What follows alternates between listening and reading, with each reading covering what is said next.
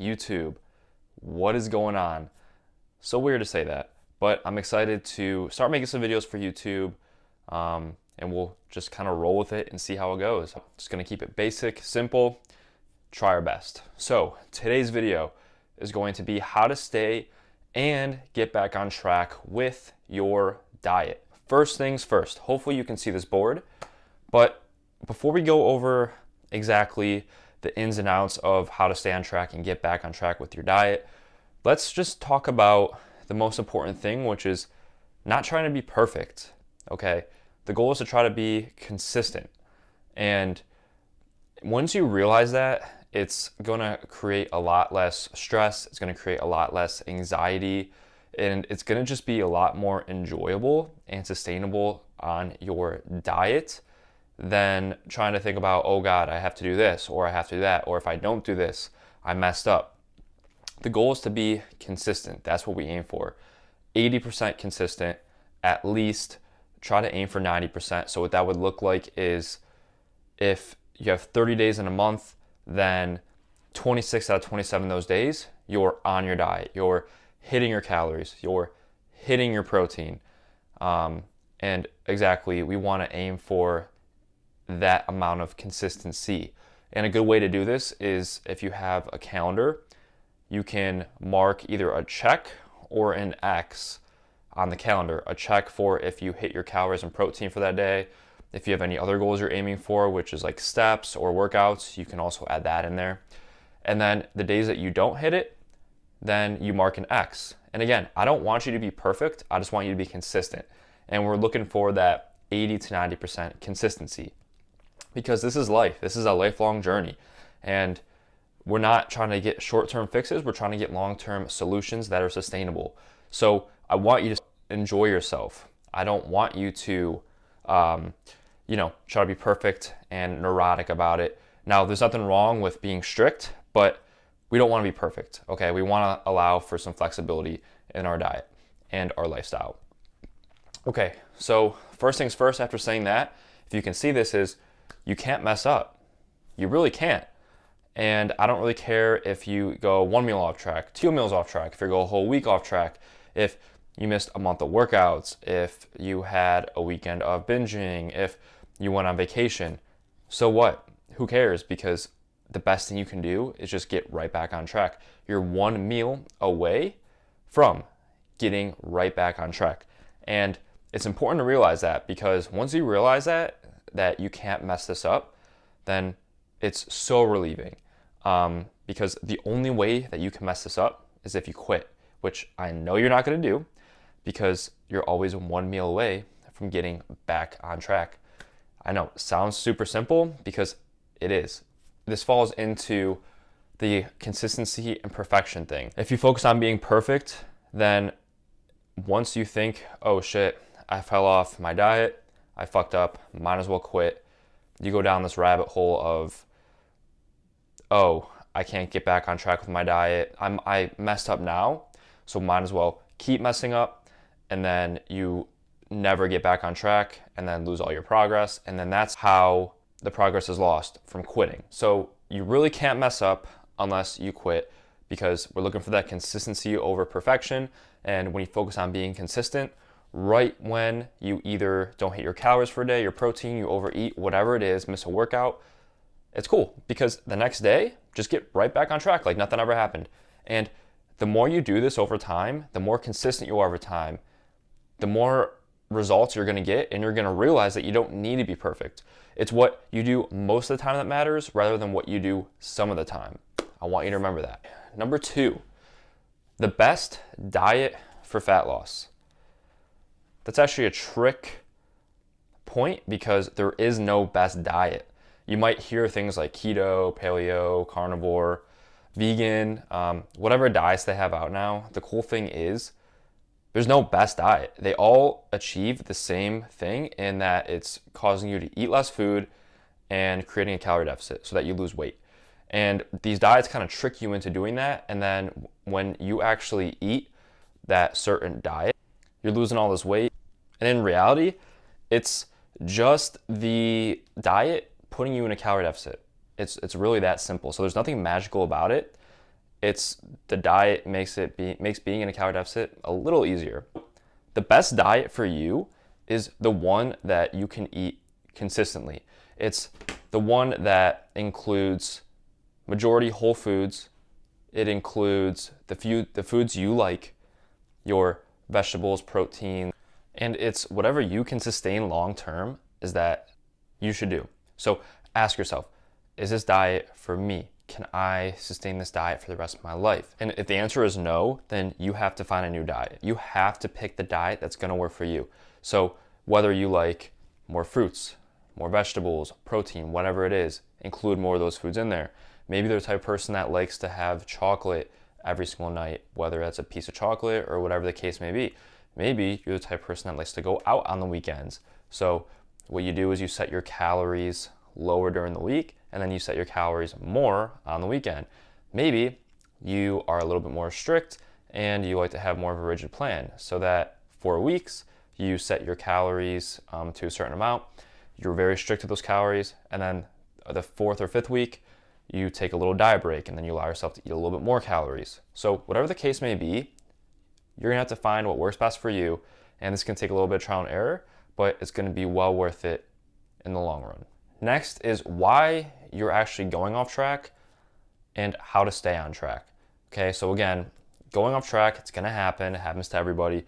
The goal here is just to tell you and show you ways that you can actually be on track more and go off track less. The first one is falling into the trap of yo-yo dieting, or being on the wagon, off the wagon, having that all or nothing mindset and mentality. This is what we want to stay away from.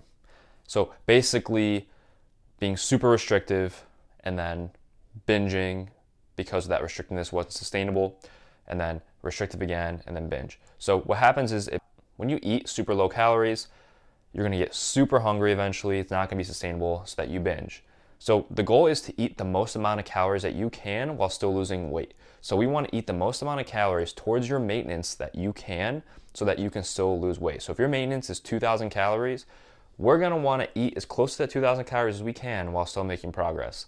And the best way to do this, which myself and many other coaches use, just a super simple way, take your goal body weight, don't overthink it, just pick a goal body weight and multiply that by 12. And then this is how many calories you should eat per day to have a sustainable amount of calories that's not gonna overly deprive you, but then you're also gonna be able to still make progress. And you know this is a good amount of calories if you're losing on average about 1/2 pound to 2 pounds per week. Usually on the higher end, around 2 pounds if you have a lot of weight to lose. Usually on the lower end, the leaner you get and the leaner you are. Okay, and remember, this is per week. So if you lose 4 pounds week 1 and 0 pounds week 2, that's still 2 pounds per week on average.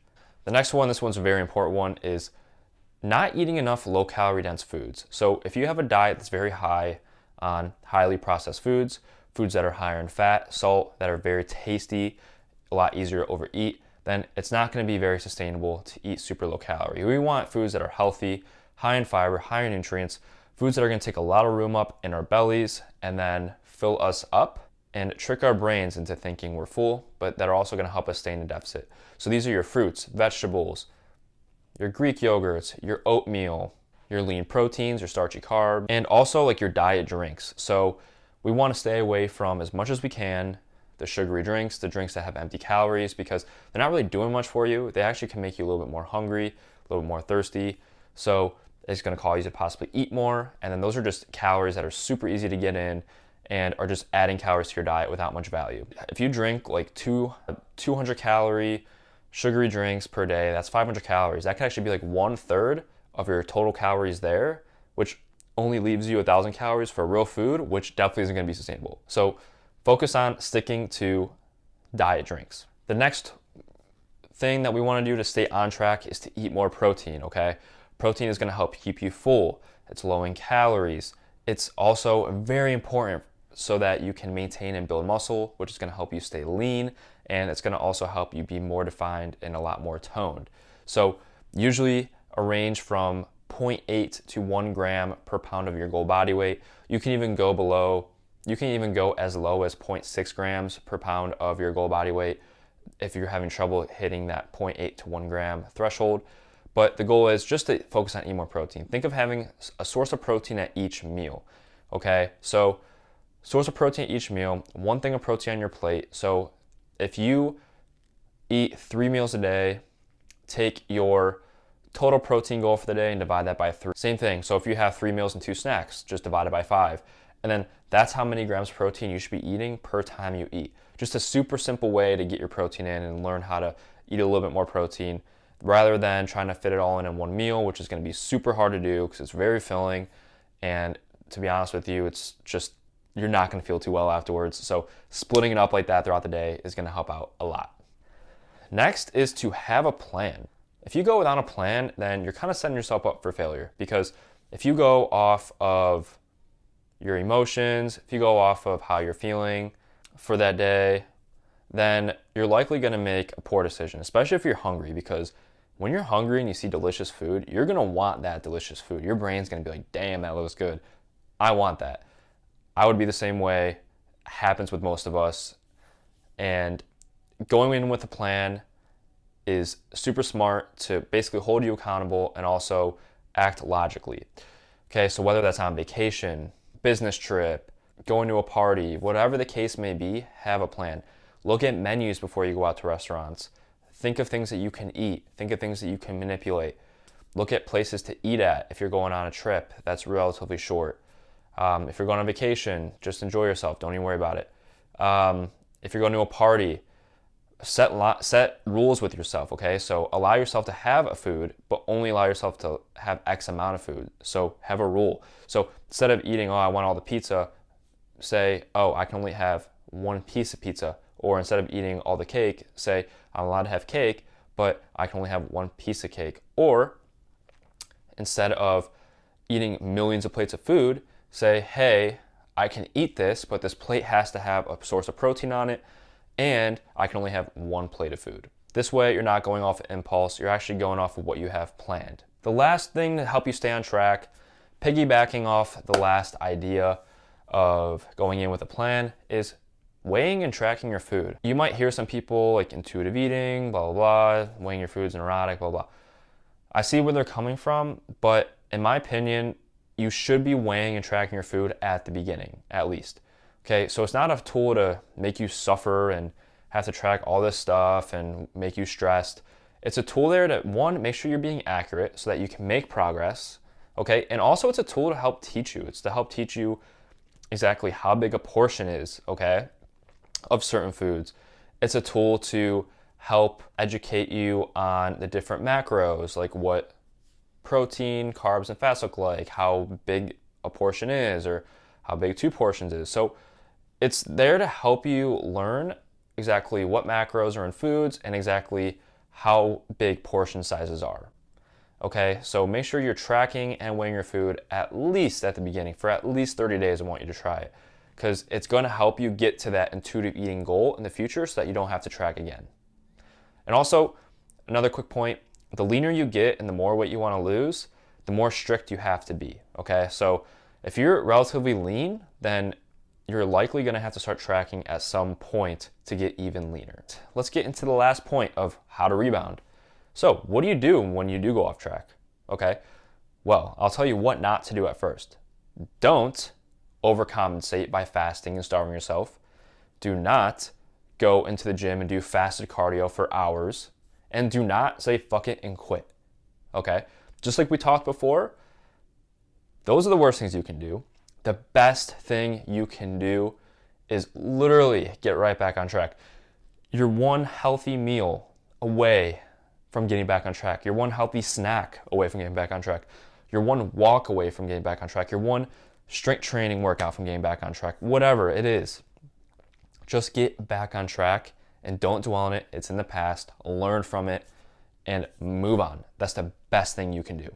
All right, well, I hope I didn't talk your ear off in this video. Thank you so much for watching. If you have any questions, leave them in the comments below. Email me at bobhooverfitness@gmail.com. I would love it if you like this video. Subscribe to my channel.